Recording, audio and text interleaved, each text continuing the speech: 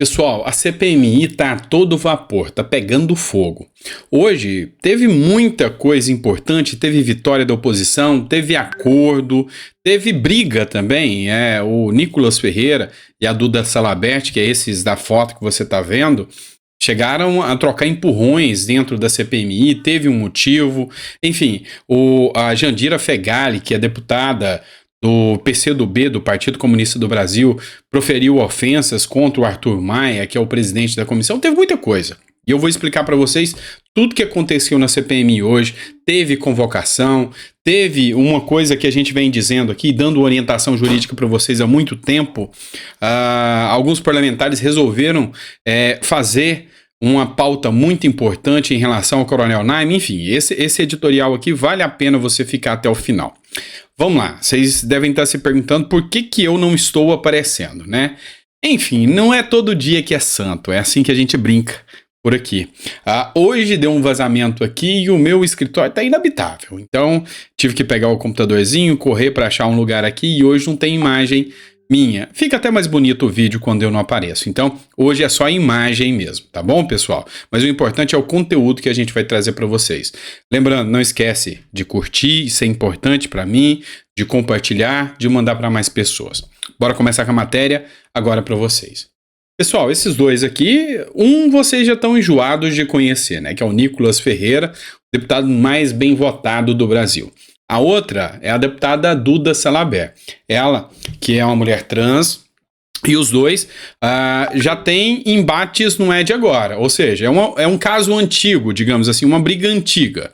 O Nicolas Ferreira, assim como a Duda Salabert, ambos advêm lá da Câmara Municipal de Belo Horizonte. Ambos eram vereadores em Belo Horizonte e já travavam embates. Há quem diga que Duda Salabert só conseguiu se eleger porque veio à sombra de Nicolas Ferreira, ou seja, como Nicolas Ferreira tem uma visibilidade gigantesca, é um cara que é um fenômeno nas redes sociais, é um fenômeno na política brasileira, o deputado mais bem votado do Brasil, e os embates que a Duda Salabert fazia com ele lá na Câmara de Belo Horizonte, só por isso que ela conseguiu se eleger.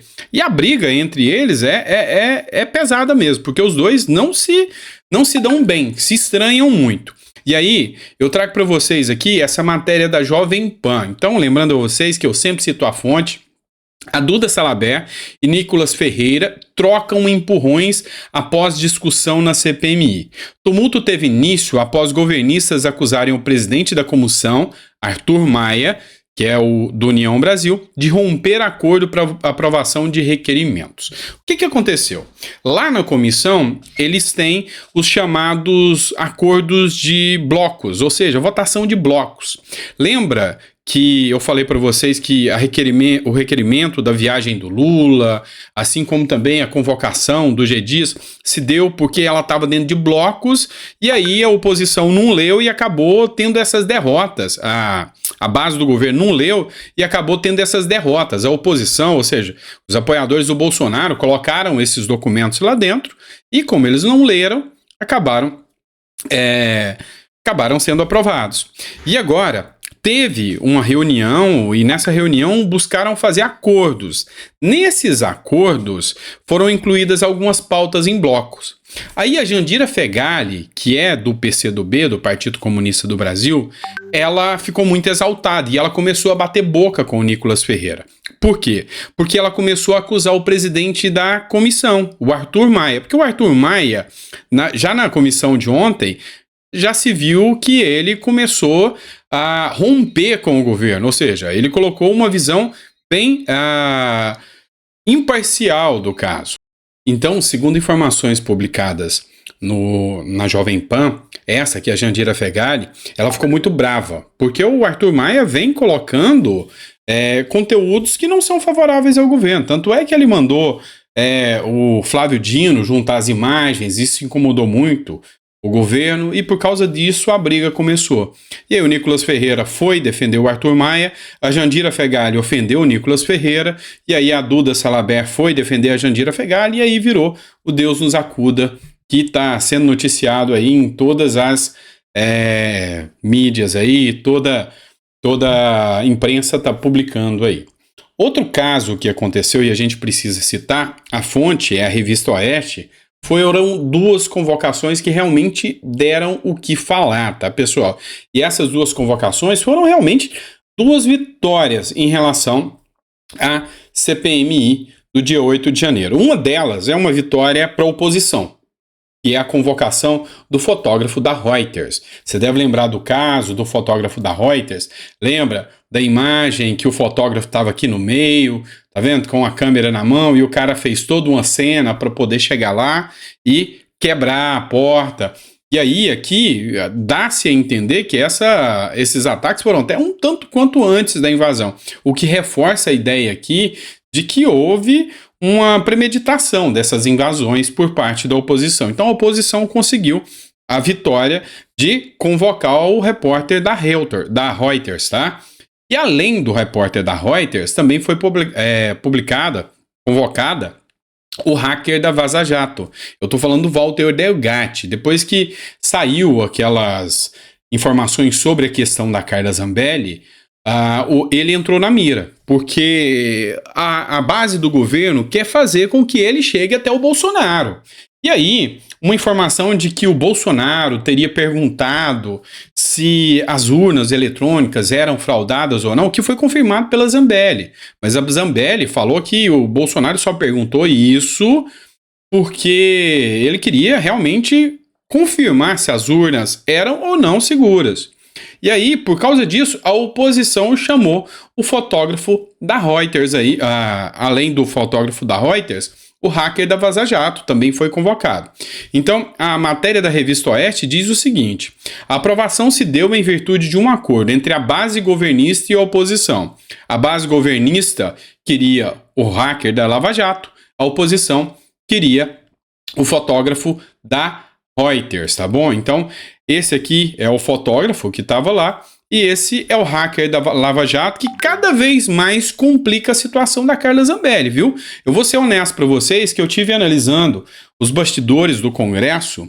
Teve um deputado de centro, deputado de centrão. Ele falou que o Congresso não tem alma e que nenhum deputado, nenhum parlamentar quer nem chegar perto da Carla Zambelli, porque as informações sobre o tal hacker estão cada vez chegando mais próximo da Carla Zambelli. E aí, meu amigo, a cassação da Carla Zambelli é quase que inevitável. O único parlamentar que deu apoio assim a Carla Zambelli, além de outros também, mas um de mais peso, foi o Flávio Bolsonaro, que falou que não, que a Carla Zambelli não tem nenhuma responsabilidade sobre isso. Mas enfim, isso é um assunto para outro vídeo. O que a gente precisa falar agora é que ele será convocado. Mas aí, você precisa entender o seguinte: foram dois, o fotógrafo da Reuters e o hacker da Vaza Jato. Mas o hacker da Vaza Jato, que era o que o governo queria, pode se virar contra o próprio governo. Por quê? Olha só essa publicação do Deltan Dallagnol, e é interessante a gente fazer uma análise. Porque agora, o que se fala é sobre a Carla Zambelli ter pago o Walter Delgatti, que é o hacker da Vaza Jato, para investigar o celular, ou seja, acessar o celular do Alexandre de Moraes. Mas a grande questão agora, o grande problema que a gente tem que levantar agora é: se a Carla Zambelli vai ser responsabilizada por isso, tem um ponto em aberto nessa história toda que o Deltan Dallagnol levanta. Quem que pagou o Walter Delgatti Neto para invadir os celulares do pessoal da Lava Jato? Quem mandou matar a Lava Jato com Walter Delgatti Neto? Alguém pagou. Alguém teve que financiar esse caso aí.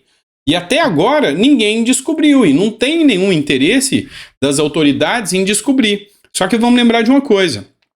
O Sérgio Moro, à época que foi invadido o celular dele, ele estava na condição de juiz. Então, foi um celular de um magistrado invadido. Isso foi um crime muito pesado. E quem que mandou fazer isso? Quem foi o maior beneficiado com essas apurações da Vaza Jato? Ou seja, com o vazamento dos documentos do Sérgio Moro. Quem foi o mais interessado nisso tudo? Pois é, vocês sabem o nome. Quem é que estava preso à época?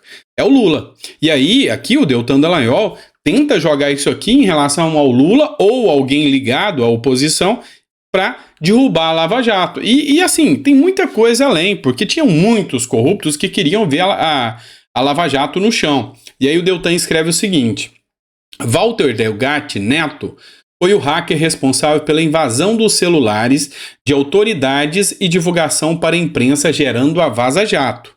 Curiosamente, ele alega ter feito isso de graça, sem cobrar nada. A quem interessou matar a Lava Jato? E aí o Marcelo Bretas, que também foi um juiz da Lava Jato, que atuou de forma latente contra a corrupção, escreveu o seguinte: a verdade a essa pergunta é uma verdade inconveniente, ou seja, isso a esquerda não quer descobrir. Definitivamente não interessa a muita gente importante. Isso aqui foi o Marcelo Bretas, que é juiz, que responde inclusive por processos já de ética por causa dos argumentos e da atuação dele na Lava Jato. Pessoal, agora é um ponto interessante que eu preciso discutir e conversar com vocês. Vocês sabem que o nosso trabalho aqui é sério e a gente traz muitas orientações jurídicas aqui do que está acontecendo, do que pode acontecer. Então, às vezes as pessoas são novas, por isso que muitas vezes eu repito aqui.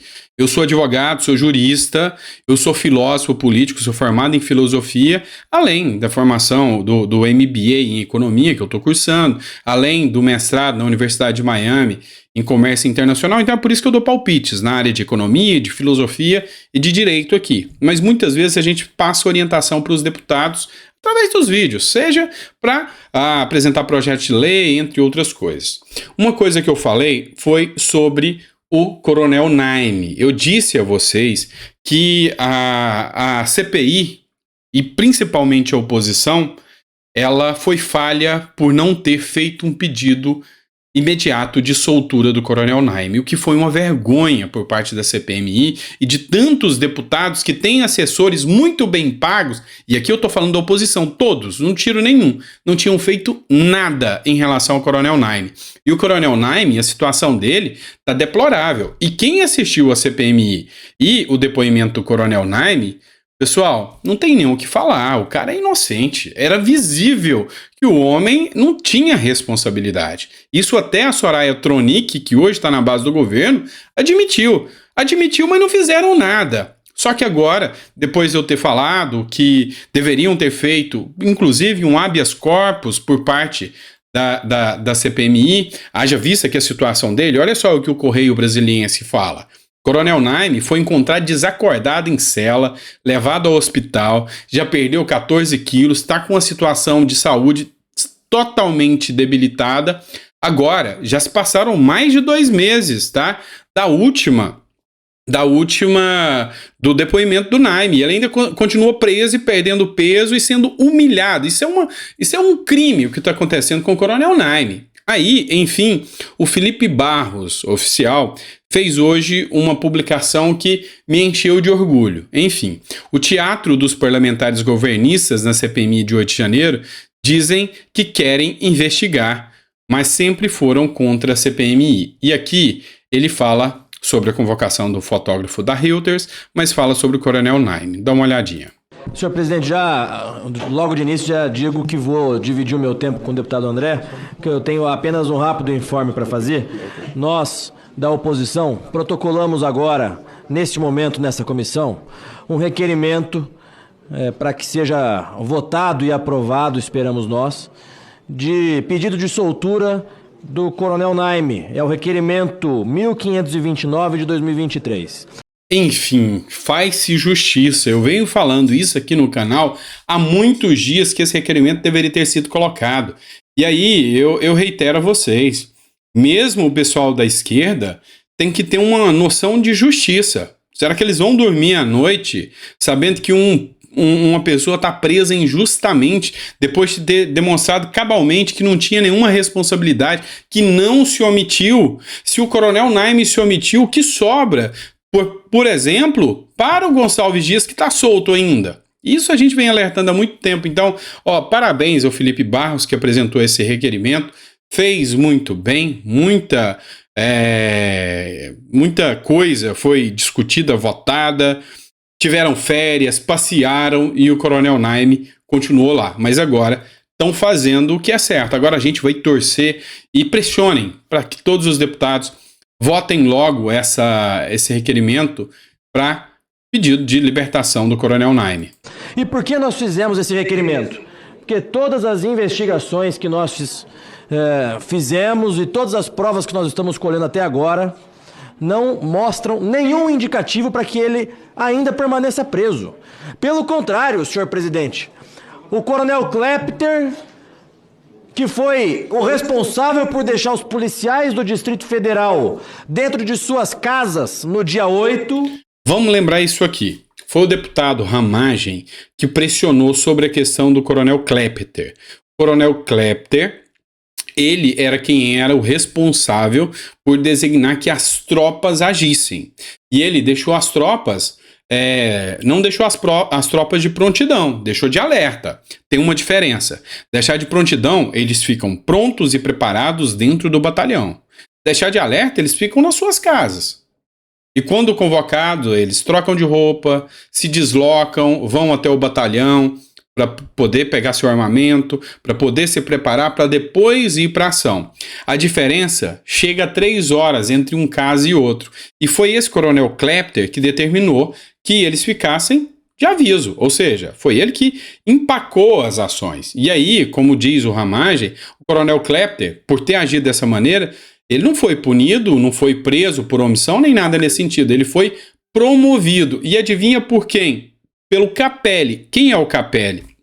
Lembra que o Lula, ele quando determinou a intervenção do Distrito Federal, ele designou um interventor que era um comunista, aliado ao Dino. Pois é, o Capelli, que não tinha nem experiência nenhuma em segurança pública.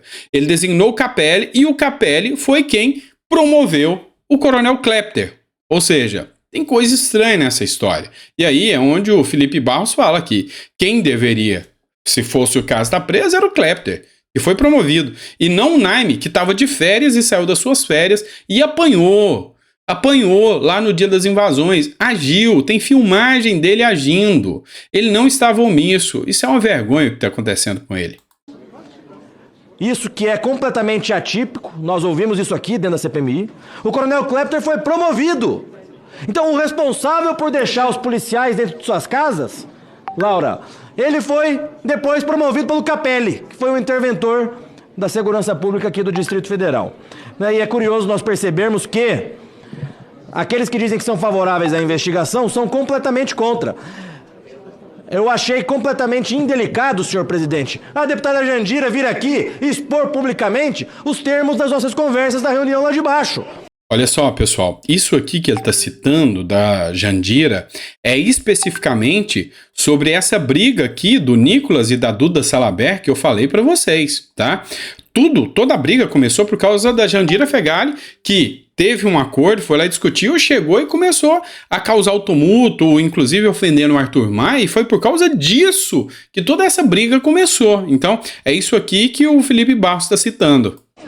Eu poderia aqui, inclusive, dizer o seguinte: olha, eles fizeram um acordo para votar com o fotógrafo, para votar a convocação do fotógrafo. Depois chegaram aqui e fizeram essa cena toda só para a imprensa achar que não, eles são contra. Mas lá embaixo o governo aceitou votar a convocação do fotógrafo.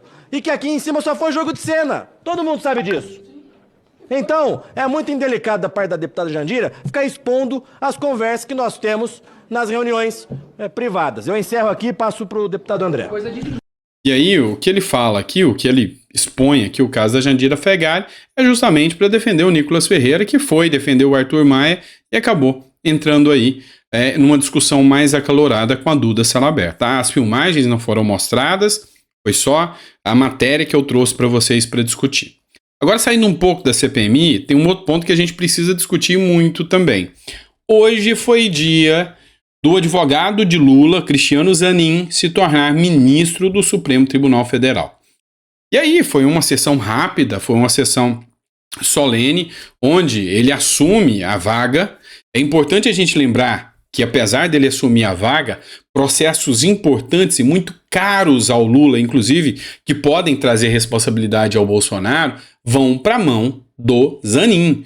O Bolsonaro vai ficar na mira do Zanin agora, porque vai assumir mais de 500 processos que estavam lá parados e vão todos para a mão do Zanin. Inclusive alguns que são muito interessantes ao Lula, tá bom? Ao Lula. E aí essa matéria aqui, quem publicou foi o antagonista. E outro ponto que chamou muita atenção e que foi alvo de matérias, inclusive do próprio jornal Metrópolis, foi a proximidade do Arthur Lira e do Lula. Ambos juntinhos, conversando, discutindo, ou seja, chamou muita atenção essa proximidade entre os dois. E é isso, pessoal. Por hoje a gente para por aqui. Eu acho que foi muita informação para vocês, né? Eu não quero deixar o vídeo muito extenso, apesar da gente já ter percorrido 20 minutos de editorial aqui. Mas é isso. Enquanto a gente encerra aqui, fica aí a cena, não sei nem o que citar, se é deplorável, se é vergonhosa, de um presidente nomeando o advogado para o Supremo Tribunal Federal e querendo que a população brasileira acredite que vai haver imparcialidade. É o que é difícil de acreditar, né? Mas enfim, ficamos por aqui. Espero que vocês tenham gostado. Assim que eu conseguir arrumar aqui, casa de pobre é assim, tá, gente? As coisas vão aos poucos. É um vazamento aqui, aí você tem que arrumar, é uma construçãozinha. Às vezes a gente não vai poder aparecer, às vezes a gente grava lá do escritório, lá no escritório a gente não tem uma estrutura tão preparada para poder preparar o conteúdo para vocês, mas enfim, a gente faz de coração. O nosso intuito aqui, com toda certeza, é estar preparando o conteúdo aqui da melhor forma possível, tá bom? Grande abraço, fiquem com Deus e até o próximo editorial.